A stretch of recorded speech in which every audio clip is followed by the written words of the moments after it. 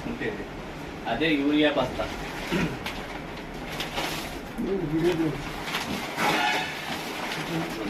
1577 subsidy. దీంట్లో 1310 రూపాయలు subsidy భరిస్తాం. మనకు వచ్చేది 266.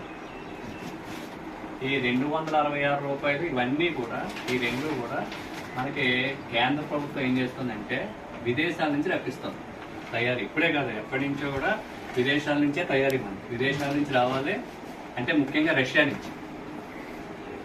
రైతులు ఇబ్బంది పడకుండా ఈ 3 సంవత్సరాల నుంచి, గతంలో 2 సంవత్సరాలేమో కరోనా సైడ్, గతంలో 2 సంవత్సరాలు కరోనా, ఇప్పుడేమో యుద్ధం.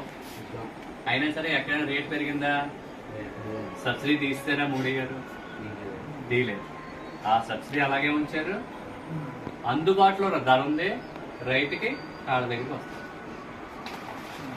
మరి దీని గురించి మనం రైతుల సభ్యత్వం తీసుకోవాలా? తీసుకోవాలండి, కంపల్సరీ తీసుకోవాలి. యుద్ధం జరిగింది, కరోనా వచ్చింది, ప్రపంచం అంతా మూసుకుపోయింది. యుద్ధం జరిగింది, అంతకుముందు కరోనా వచ్చింది. కానీ రైతుకి సుమారుగా 2 లక్షల కోట్ల రూపాయలు దేశవ్యాప్తంగా సబ్సిడీ భరించారు మోడీ గారు, బడ్జెట్లో పెట్టారు. ఏ రైతు ఇబ్బంది పడకూడదు. మరి కరోనా సమయంలో మనం పండించిన పంట కొనలేదని ఎక్కడైనా ఉందా? కొనరా లేదా? అదే మన పంట కొనలేదు, దేశం ప్రపంచం అంతా బయటికి వెళ్ళడానికి లేదు. కరోనా సమయంలో సరైనటువంటి నిర్ణయాలు తీసుకున్న నరేంద్ర మోడీ గారు. అంతేకాకుండా ప్రతి అకౌంట్లోనూ 2000 పడుతుంది. ఇప్పటికి వచ్చి 18వ వాయిదా, 18,000 36,000 అంతే కదండి. ఇప్పటికీ రైతులకి నరేంద్ర మోడీ గారు కరోనా వచ్చినా యుద్ధం వచ్చినా సరే 2,000 రూపాయలు అకౌంట్లో పడలేదు అనేది లేదు, నేరుగా అకౌంట్లో పడుతుంది. గతంలో సబ్సిడీలు కానీ రుణమాఫీలు కానీ ఒక రైతుగా ఉండేది. గ్రామంలో కొంతమంది రైతులుగా లబ్ధి ఉండేది సైలెంట్. కానీ ఈ 2,000 రూపాయలు వెంకటాపురం గ్రామంలో సుమారుగా 936 మందికి వస్తుంది. ఎంతమంది అండి? 936 మంది రైతులకు వస్తుంది 2,000 రూపాయలు. ఇది 18వ వాయిదా. అంటే ఆ సంవత్సరానికి 6,000 రూపాయలు. ఏదో చిన్న పన్ను పెద్ద పన్ను కనీసం కొంత. అది కాకుండా ఎకరానికి ఎన్ని యూరియా బస్తాలు వాడతారు? 2 వాడతారు కదా. పోనీ 2 అనుకుందాం. రెండాటికి సబ్సిడీ 1300 చూస్తే 2,600 సబ్సిడీ. అది కాక పొటాష్ సబ్సిడీ. అంటే సుమారుగా ఎకరానికి ఒక రైతుకి తక్కువలో తక్కువ అంటే 10,000 రూపాయలు కేంద్ర ప్రభుత్వం సహకారం చేస్తుంది. అది బీజేపీ పార్లమెంట్ రైతు పరంగా. అయినా సరే మళ్ళీ సరుకు ఎక్కడ కొరతలో లేదు. యుద్ధం జరుగుతున్నా సరే, కరోనా వచ్చినా సరే, ఎంత కావచ్చు మన అందరూ రైతుల పరంగా నరేంద్ర మోడీ గారి నాయకత్వాన్ని బలపరచాలి, బీజేపీని బలపరచాలి. ఒకటి రైతుల పరంగా. ఇక 2, మన గ్రామంలో అంతకుముందు డ్రైనేజీలు కానీ సచివాలయ నిర్మాణాలు కానీ కోట్లాది రూపాయలు నిధులు ఇచ్చారు. అవును కదా. గత ప్రభుత్వం అన్ని జగనన్న నీకు జగనన్న మర్చిపోయే రోజు వచ్చావు. ఎందుకని ఇప్పుడు నిజాలు తెలిసాయి కదా, నిజాలు తెలిసాయి. ఎందుకని ఇవన్నీ మోడీ గారు అంటే కేంద్ర ప్రభుత్వం డబ్బులు. బీజేపీ పాలనలో ఉపాధి హామీ నిధులతోటి ఇవన్నీ కట్టుకున్నాము. కాబట్టి మన గ్రామ అభివృద్ధి బీజేపీ వల్ల సాధ్యం అవుతుంది.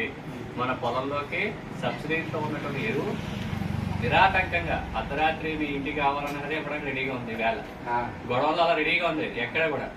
అంతేకాకుండా గ్యాస్ బండ మీరు బుక్ చేసుకుంటే ఇంటికి వస్తుంది. రంగంపేటలోనే డైరెక్ట్ స్టేషన్ కూడా తెస్తారు, గ్యాస్ స్టేషన్. అనుకూలమైనటువంటి వాతావరణం బీజేపీ. గత 10 సంవత్సరాలు ఒక స్కామ్ ఉందండి. కరెంట్ పోవడం తెలుసండి మనకి.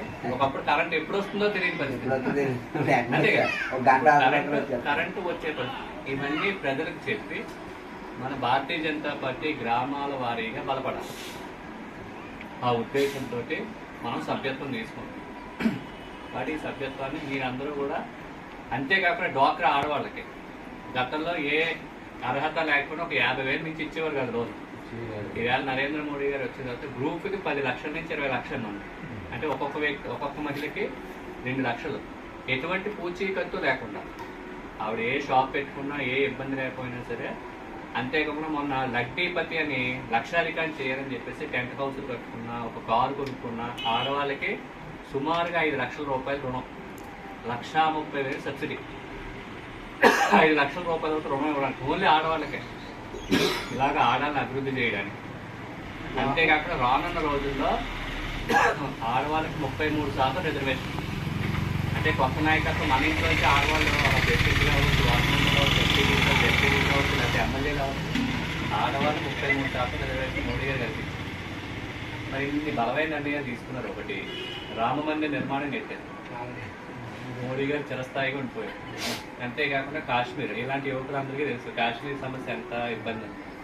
వేళ ఎక్కడైనా బాంబు దాడి ఉందండి, హాయిగా పడుకుంటున్నాం. మన పంట ఇతర దేశాలకు కూడా వాల్యూ పెరిగింది. ఇక్కడ పండిన పంట ఇతర దేశాలకు కూడా ఎక్స్పోర్ట్ ఇచ్చి మంచి రేట్ వస్తుంది వేళ. అది కూడా డబ్బులు డైరెక్ట్ మీ అకౌంట్లోనే పడుతున్నాయి. ప్రతి పొలానికి ఆధార్ లింక్ పెట్టారు, ప్రతి పథకానికి ఆధార్ లింక్ పెట్టారు. అంటే నీతివంతమైన నిజాయితీ పరంగా మన మోడీ గారు పాలన జరుగుతారు. కాబట్టి మన సభ్యత్వాన్ని బలంగా ప్రజల్లోకి తీసుకునేది మనం సభ్యత్వాన్ని పెంచే ఏర్పాటు చేయాలి వెంకటాపురంలో. అంటే అంతకుముందు ఏంటి, పథకాలన్నీ వీళ్ళు పేర్లు మార్చేశారు కదా, ఇప్పుడు సంఖ్య పెరిగింది. ఇప్పుడు పథకాలన్నీ ఎవరికో తెలిసాయి కదండి.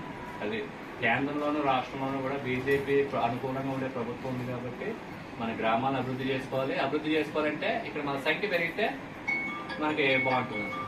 ధన్యవాదాలు.